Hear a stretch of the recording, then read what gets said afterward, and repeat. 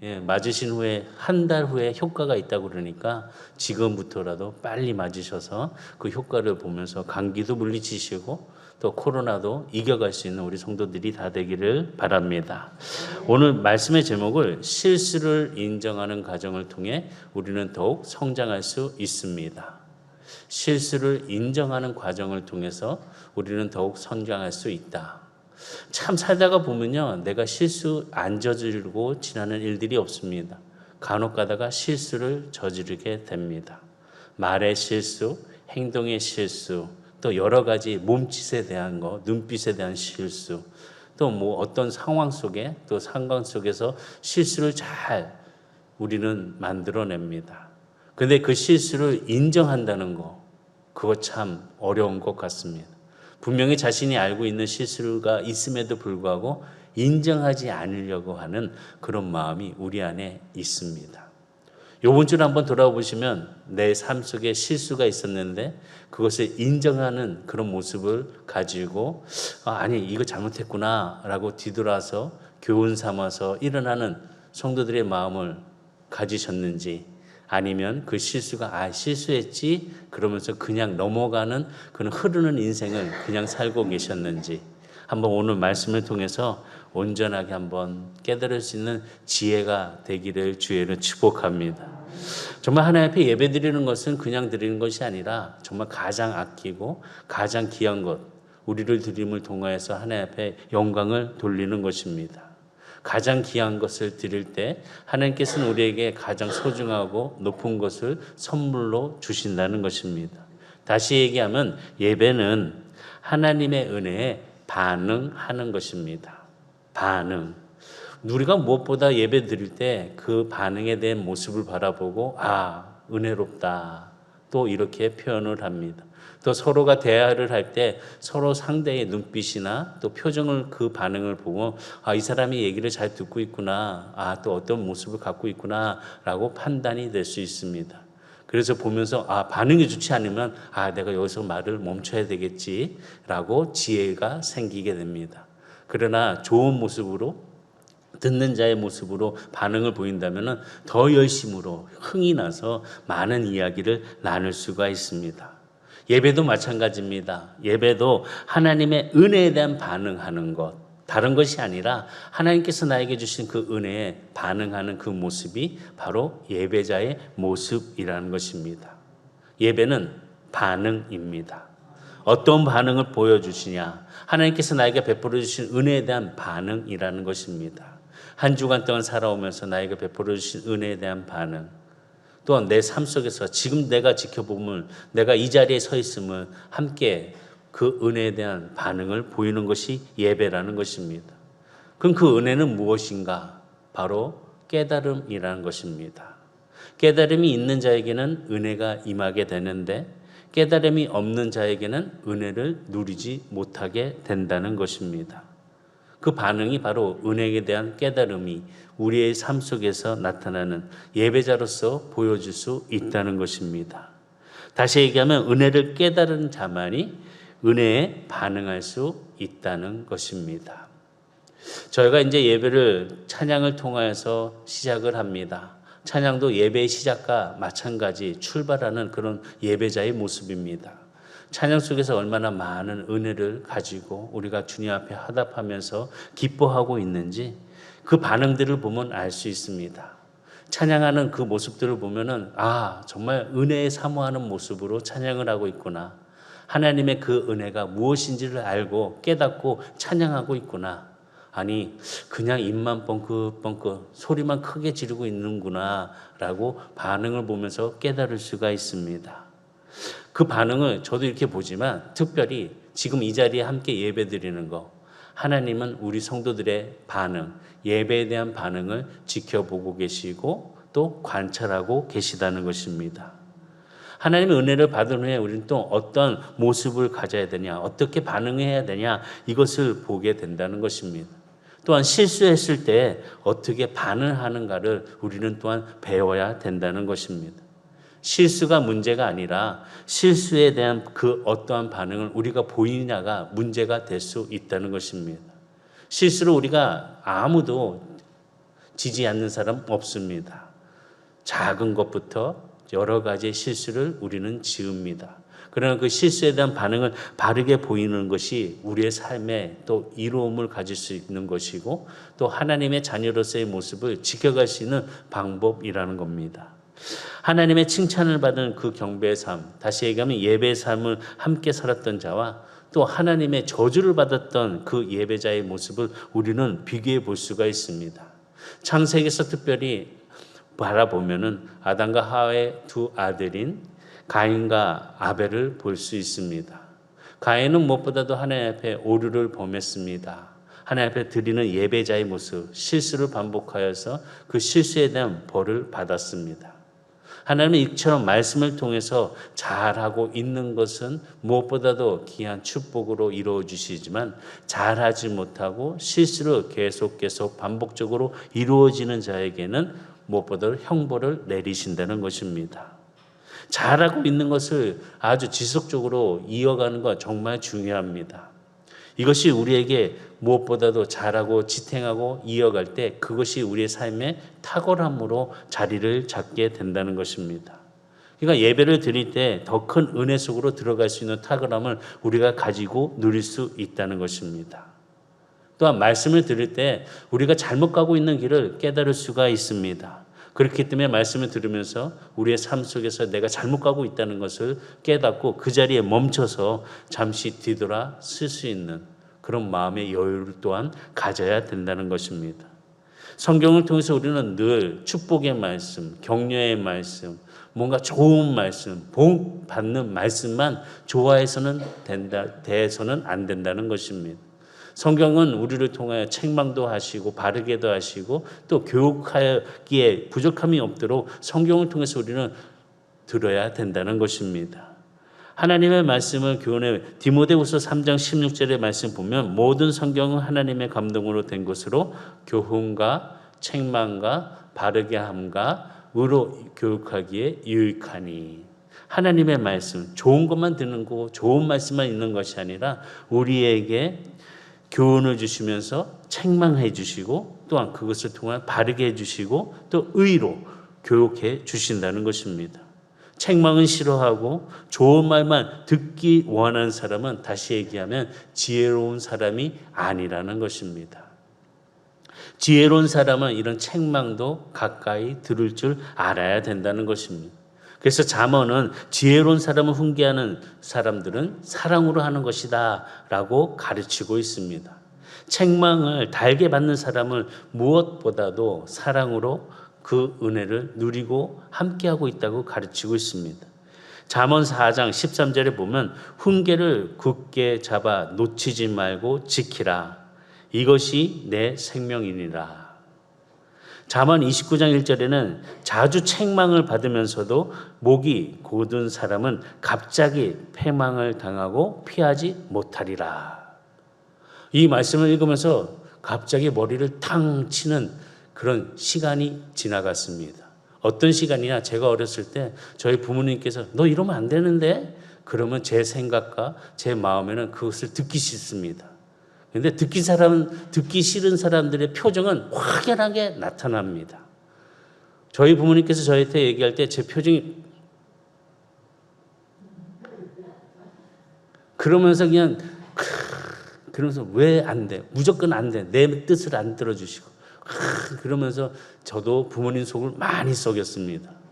그래서 자라다 보니까 그래, 그런 책망도 그런 어려움의 그런 문제들도 내가 잘 들어야지 내 삶 속의 앞으로의 일들을 잘 겪을 수 있고 또 넘어갈 수 있는 지혜를 가질 수 있구나 라고 생각된 게 그렇게 오래되지 않았습니다. 근데 제가 그것을 그대로 지금 받고 있습니다. 저희 집에 세 아들이 있는데 누군지는 얘기 안 하겠습니다. 얘기하면 쪼르르 따라와서 아빠 왜 내 얘기했어? 그러면서 막 뭐라고 그래가지고 얘기 안 하려고, 누군지는 얘기를 안 하려고 합니다. 그런데 저희 아들한테 야 이러면 안 되는데, 니네들 이렇게 하면 안 좋은데 왜 매번 똑같은 말을 똑같이 또 해야 되니? 또 이렇게 니네들 말을 안 듣니? 그러면은 표정이 저랑 똑같습니다. 그럼 보면서 그래 네가 내 자식이지 그러면서 저도 참 마음이 참 그러면서 언젠가는 깨닫겠지. 근데 보면 우리는 책망하는 거, 뭔가 교훈적인 그런 말을 듣기를 싫어합니다. 누가 뭐라고 그러면은 왜 그래? 내가 하는데 뭐 때문에? 막 이러면서 많은 것을 갖다 놓고 괴로워하면서 상대를 싫어하게 됩니다. 무엇보다도 우리는 이 교훈적인 하나님의 말씀을 통하여서 책망과 또 훈계를 잘 들음을 통하여 바른 길, 무엇보다도 하나님의 의로운 길에 함께 쓸 수 있는 그런 자녀들이 되시기를 주의로 축복합니다. 그러니까 때로 말씀을 들을 때 내가 잘못하고 있다는 것을 깨달음을 통해서 그 자리에서 돌아서서 회개할 수 있는 마음을 가져야 된다는 것입니다.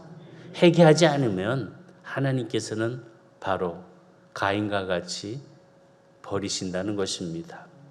무엇보다도 사랑 가운데 책망하는 사랑은 그것은 무엇이냐? 거친 사랑입니다. 바로잡기 위해서 또 아픈 것입니다.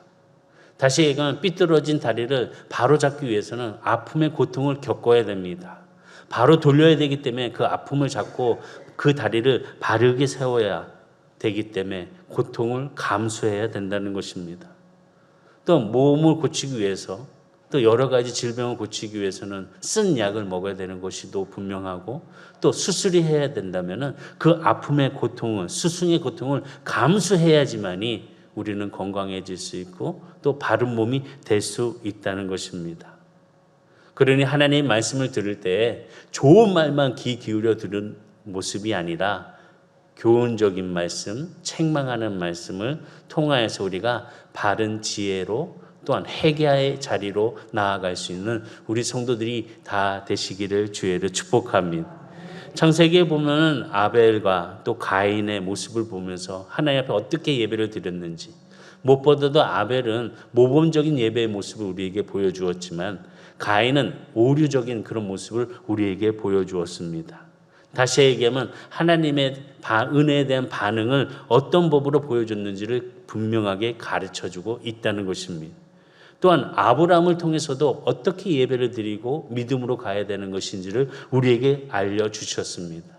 하나님의 은혜를 경험함으로써 그 은혜에 대한 그 반응을 어떻게 올바로 또 반응을 보여줘야 되는 법을 가르쳐 주었다는 것입니다. 그렇기 때문에 오늘 이 자리에 모든 성도들 또 함께 방송으로 보고 있는 모든 성도들의 그 예배자의 반응은 무엇보다 올바른 반응으로 반응을 해야 된다는 것입니다. 하나님의 은혜에 온유한 마음으로 반응하시기 바랍니다. 어떤 모습이 아니라 온유한 모습으로. 사람들을 대할 때 온유한 자는 눈빛이 다릅니다. 또 그의 행동이 다릅니다. 튀지가 않습니다. 뭔가 이렇게 악한 눈을 찡그리면서 그런 독하게 바라보는 눈빛이 아닙니다. 온유한 눈빛을 갖고 반응을 보여주고 있다는 것입니다.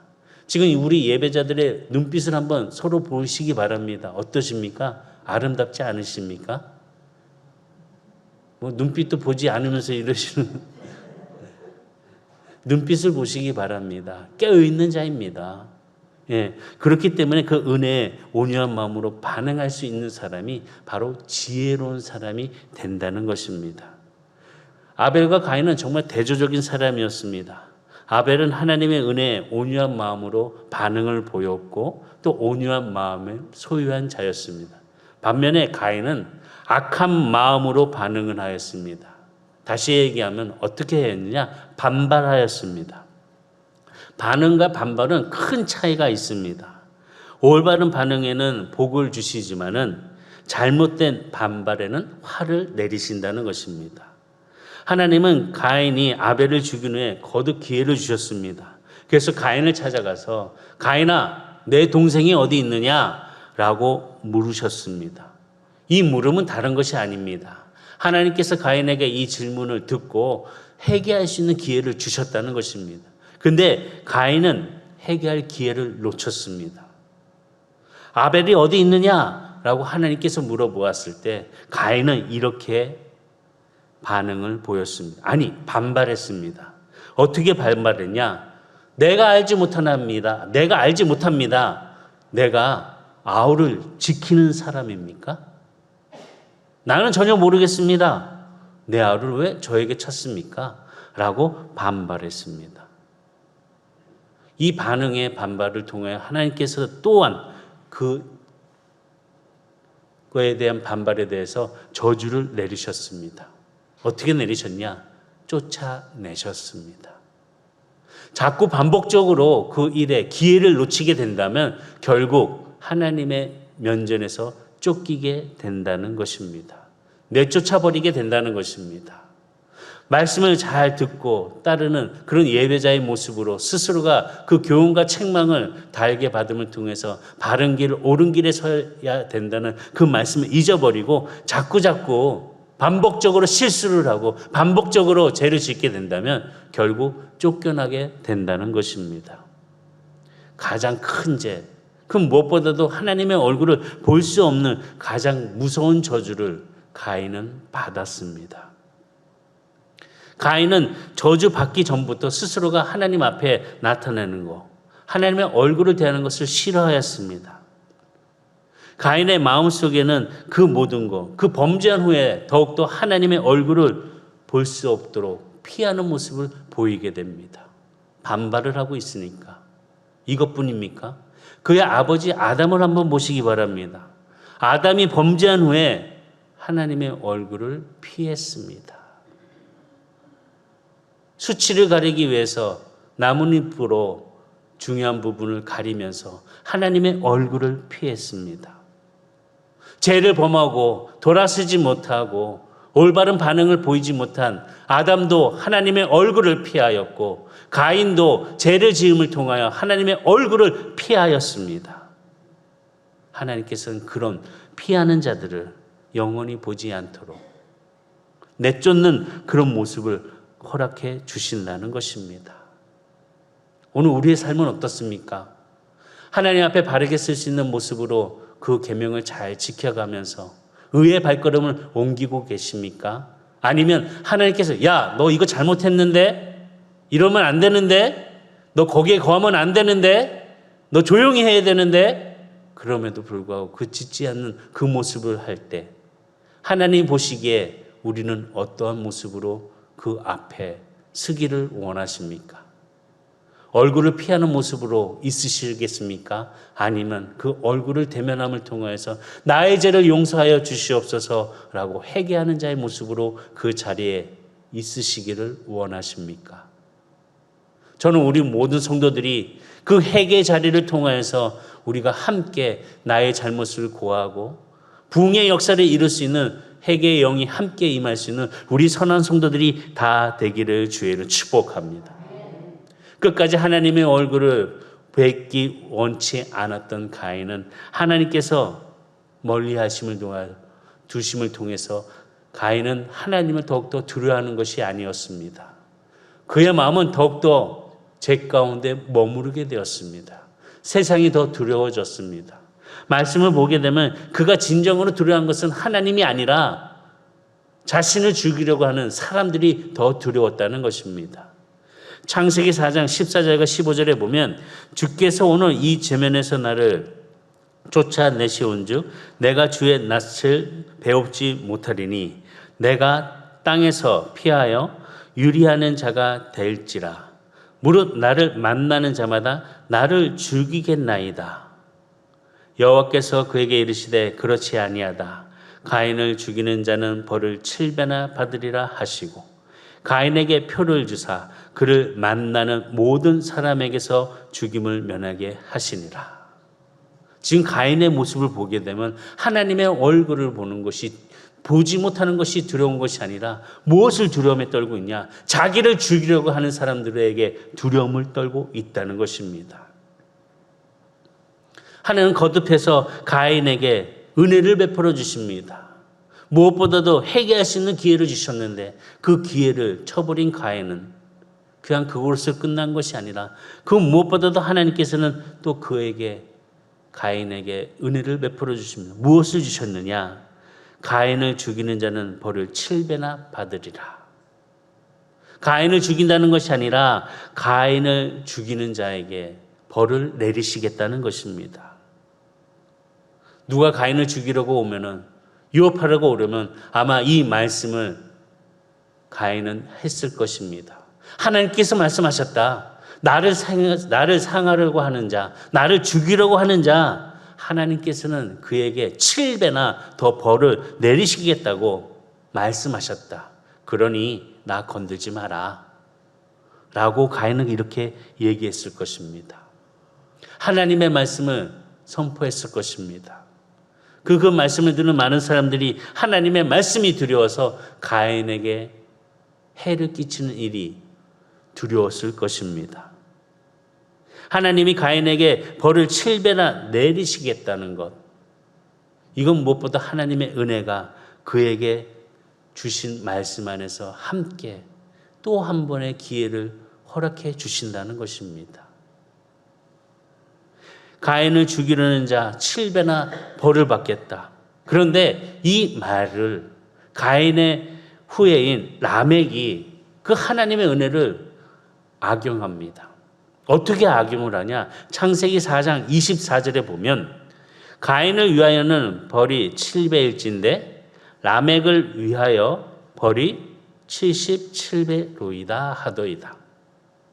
가인을 위해서는 7배인데 라멕, 자기를 위해서 그런 일을 행하는 자들에게는 77배가 된다라고 하면서 그 말씀을, 가인에게 해주셨던 말씀을 자기에게 악용을 시켜서 이야기를 합니다.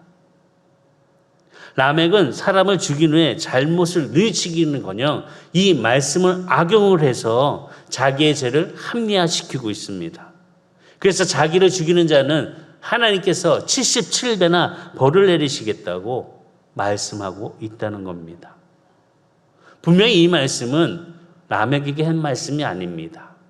가인에게 하신 말씀 중에 7배나 더하겠다고 하셨지, 라멕에게 77배나 되는 그 벌을 받게 해주겠다고 말씀하시진 않으셨습니다.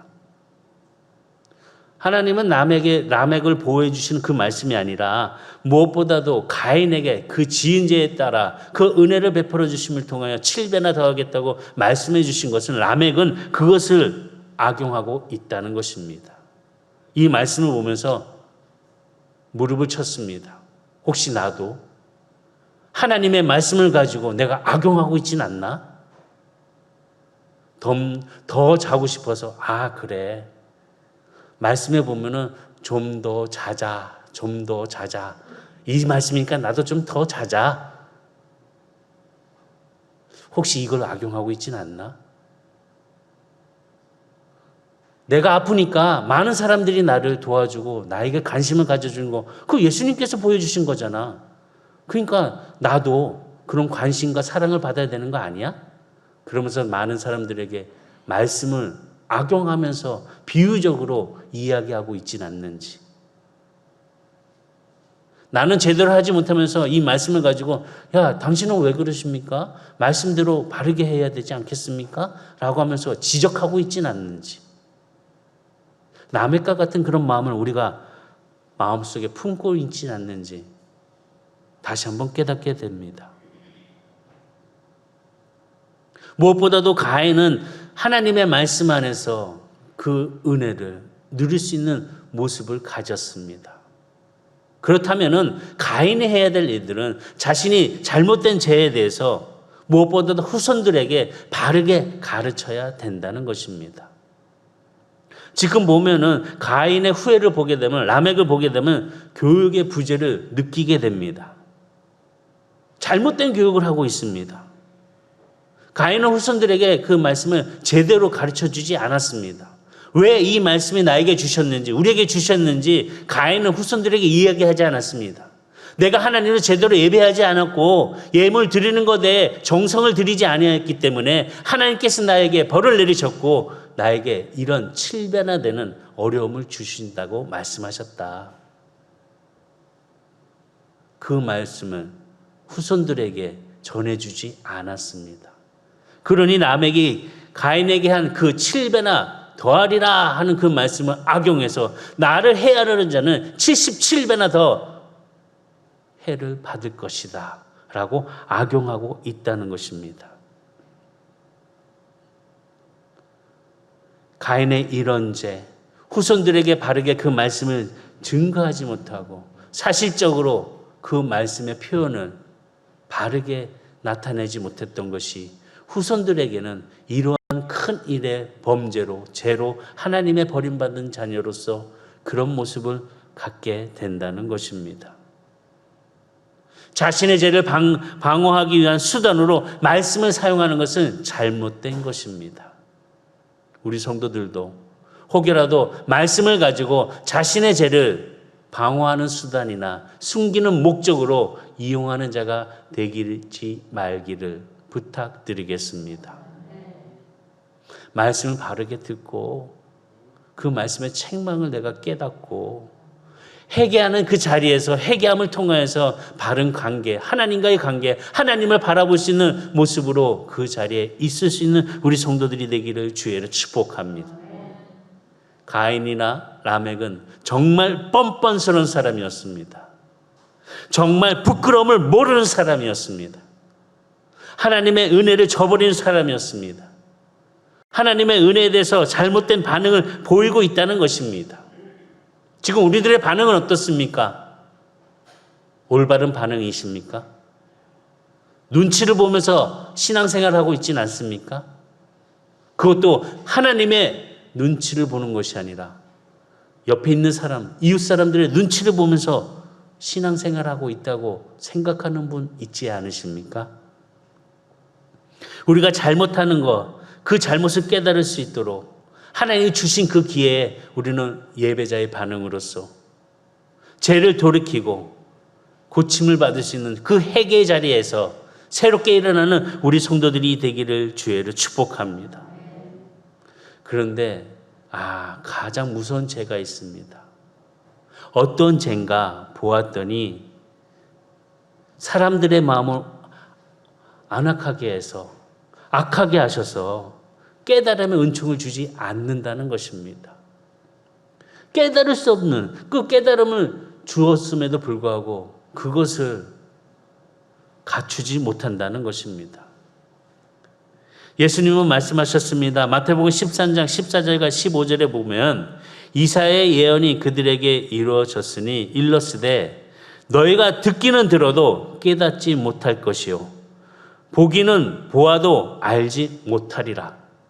듣기는 들어도 깨닫지도 못하고 보기는 보아도 알지 못한다.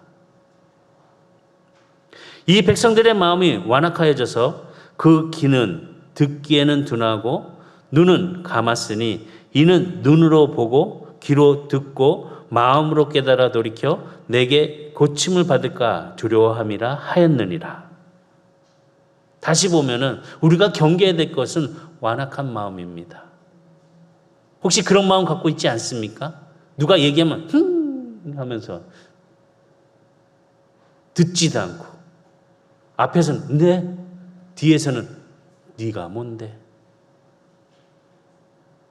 분명히 하나님의 말씀을 보고 듣고 은혜를 느꼈다면 우리는 그 깨달음의 회개의 자리에 있어야 된다는 것입니다. 깨닫지도 못하고 돌이키지도 못하고 그렇기 때문에 고침을 받을 수 없는 그런 인생들이 되는 것이 아니라 깨닫고 고침을 받고 바르게 쓸 수 있는 우리 성도들이 되시기를 주의로 축복합니다. 볼 수 없어서 보지 못하는 것보다 더 나쁜 것이 있습니다. 그건 뭐냐? 보지 않으려고 하는 것입니다. 듣지 않으려고 하는 것입니다. 행하지 않으려고 하는 것입니다. 미국 정신과 전문의 이브 A 우드가 이런 얘기했습니다. 뭐라고 얘기했냐? 보지 않으려는 사람보다 더 눈먼 사람은 없다. 혹시 이런 마음 갖고 계시지 않습니까? 누가 얘기하면 듣지도 않고 보지도 않고 자기가 원하는 것만 보고 자기가 원하는 것만 들으려고 하는 사람. 보지 아니라는 사람보다 더 눈먼 사람은 없다고 이 명언을 남긴 이브 A 우드의 이 말을 깊이 새기고 지금 아벨과 가인의 그 반응에 대한 모습을 다시 한번 말씀 안에서 비추어서 우리 스스로가 바른 반응 속에서 하나님이 보여주신 은혜의 모습으로 회개의 자리 속에서 함께 회복할 수 있는 우리 성도들이 다 되시기를 주의로 축복합니다. 아벨의 길, 아벨의 길, 아브라함의 길, 무엇보다도 예배자로서 순종으로 가는 모습이었고 듣는 자의 모습이었습니다. 올바른 반응을 보였다는 것입니다. 아브라함아, 너의 아들을 나에게 바쳐라. 아니, 하나님, 어떻게 저에게 주신 아들인데 또 데려가십니까? 안 됩니다. 안 됩니다. 그럴 수 없습니다. 라고서 반항한 것이 아니라 말씀의 순종을 가지고 3일 길을 걸어가면서 종들과 함께 아마 그 3일 길이 얼마나 힘든 발걸음이었을까. 사람의 마음이 많이 바뀌잖아요. 하루에도 수십 번씩 바뀌는 게 우리의 마음인데 아브라함의 마음은 어떻겠습니까? 모리아산으로 올라가는 그 발걸음에 갈까 말까 돌아왔을까? 아이를 그냥 빨리 도망쳐라. 그리고 아이가 도망갔습니다. 라고 핑계를 댈까? 아마 많은 생각을 하고 발걸음을 옮기는 아브라함이었을 것입니다. 그러나 끝까지 올바른 반응으로 하나님 앞에 드리는 그 믿음의 모습을 통하여 하나님은 그를 믿음의 아버지로 세워주시고 복된 은혜에 준비된 예물을 통해서 아들을 살려주시고 또 그 가정의 큰 축복으로 은혜의 별빛처럼 바다의 모래처럼 후손들을 이루어 주심을 우리는 볼 수 있다는 것입니다. 아브라함이 정말 완벽한 사람이라서 그 올바른 반응을 보인 것이 아니라 우리와 똑같은 성령을 가진 사람들입니다. 아벨도 마찬가지입니다. 실수가 있습니다. 그러나 실수를 통해서 그것을 머물러서 덮어버리는 인생이 아니라 바로 회개 자리를 통해서 실수를 인정하는 사람들이었다는 것입니다. 실수를 인정하고 나아가는 모습으로 하나님의 손에 함께 그 손을 얹고 동행했다는 것입니다. 잘못된 것을 인정한 것은 정말 쉬운 것이 아닙니다. 용기가 필요합니다. 결단이 필요합니다. 또한 수치를 당할 각오가 있어야 됩니다. 실수를 감추는 것보다 실수를 인정하는 것이 훨씬 유익하다는 것입니다. 괜히 두려워서 설마 들킬까 봐 움츠리는 그런 모습이 아니라 오히려 실수를 인정하는 그 과정을 통해서 우리들의 인생이, 우리들의 믿음이 더욱더 성장할 수 있는 모습으로서 일어나는 우리 성도들이 되시기를 주의로 축복합니다. 자꾸 어린아이처럼 어리광만 부리지 마시기 바랍니다. 우리는 장성한 믿음으로 쓸 수 있는 믿음이 있다는 것입니다. 그 믿음을 가지고 일어나서 함께 성장하는 우리 성도들이 다 되기를 주의로 축복합니다. 기도하시겠습니다.